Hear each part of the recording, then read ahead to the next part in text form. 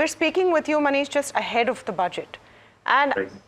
I'm wondering what you are going to be looking out for in the statements that come in.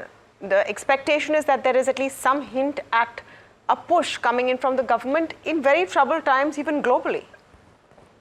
Yeah, look, the typical things that we want government to spend a lot more, especially on capital expenditure. We want them to maintain fiscal prudence.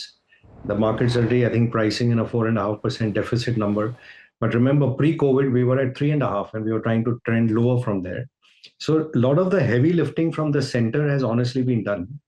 And even the corporate tax rate cuts, which had come earlier, did not really reignite capital expenditure. And it's something to pause and think that why is the Indian corporate sector not getting into IP creation, product creation, trying to own its technology, trying to go a lot more global? Is it ease of doing business? Is it there's too much compliances to happen? Is it they're worried about excess capacities in China? Is it they're worried about the K-shaped recovery in India? Are we worried about this jobless growth going on?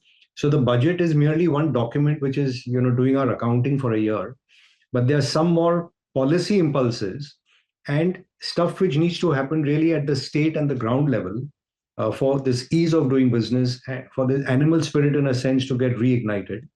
And I'm hopeful to see some signs of that, which this government has done a series of fabulous things over the few years.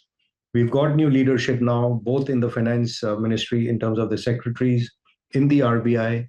So there should be some level of fresh thinking. We've seen some of the ministers, like when you met in Davos, who are making some very positive moves on infrastructure and so on. So there's no reason to be despondent, but the market clearly needs some more reignition of animal spirits, particularly from the corporate sector, not the retail investor anymore, to kind of give us the next fillip of growth.